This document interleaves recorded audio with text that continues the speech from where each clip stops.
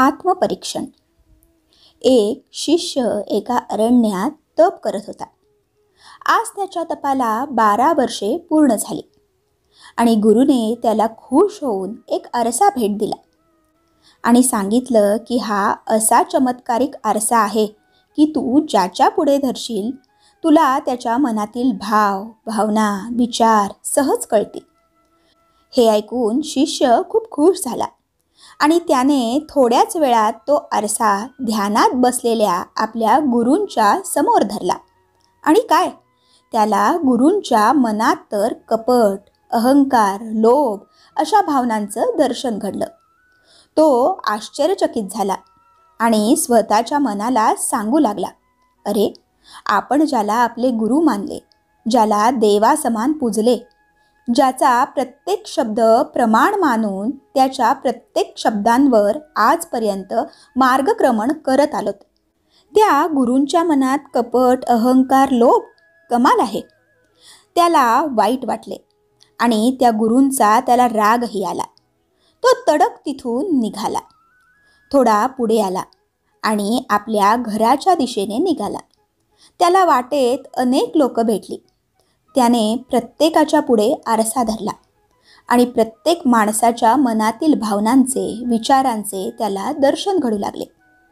काही लोक मनात द्वेष, ईर्ष्या, घृणा घेऊन फिरत होते, तर काही लोक कपट, वासना, अहंकार, तिरस्कार घेऊन फिरत होते, तर काही स्वार्थ, अप्रामाणिकपणा, क्रूरता घेऊन फिरत होते.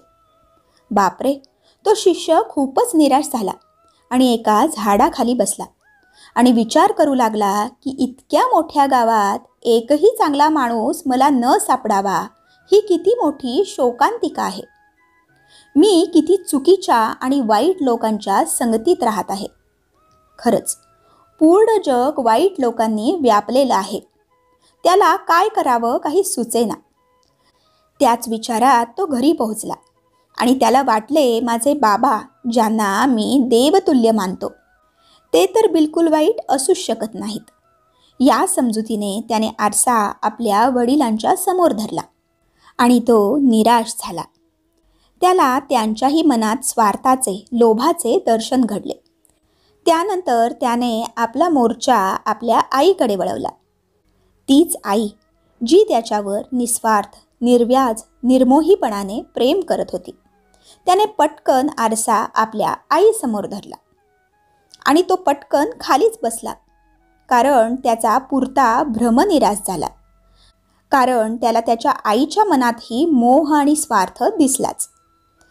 सरते शेवटी तो आपल्या गुरूंकडे परत गेला आणि गुरूंना सांगू लागला की हा कसला समाज आणि कसले लोक, मला एकही चांगला माणूस भेटलाच नाही. संपूर्ण समाज मला कोणत्या ना कोणत्या दुर्गुणाने वेढलेला दिसला. अशा समाजात माझं कसं होईल, याच चिंतेत मी तुमच्याकडे परत आलोय. गुरु क्षणभर शांत राहिले.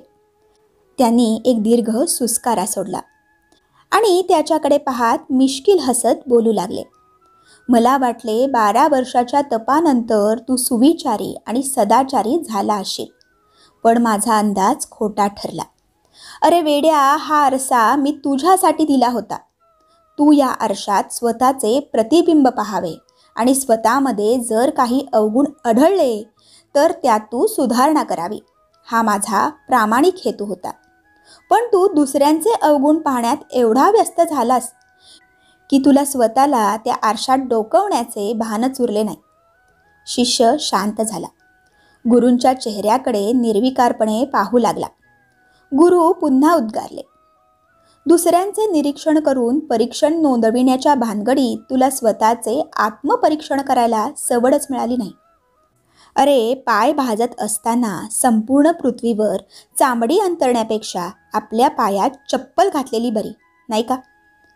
परिपूर्ण तर कोणीच नाही आणि तू परिपूर्णच्या शोधात राहून प्रत्येकाला वाईटच समजू लागलास. एखादा माणूस असेलही वाईट, पण तुला सगळीच वाईट दिसतात. खऱ्या आत्मपरीक्षणाची गरज तुला आहे. शिष्य निरुत्तर झाला आणि खाली मान घालून निघून गेला. तर मंडळी, या गोष्टीतून आपल्याला हाच बोध मिळतो की प्रत्येक वेळी दुसऱ्यांना दुष्णं देत राहण्यापेक्षा कधीकधी स्वतःचाही अभ्यास करावा. तर मंडळी, आशा करते तुम्हाला ही छोटीशी बोधकथा नक्की आवडली असेल. कथा आवडली असल्यास व्हिडिओला लाईक करा, शेअर करा आणि अशाच प्रकारच्या नवनवीन कथा आणि माहिती जाणून घेण्यासाठी आपल्या या लिसन विथ पूनम या चॅनलला नक्की सबस्क्राईब करा. धन्यवाद. श्री स्वामी समर्थ.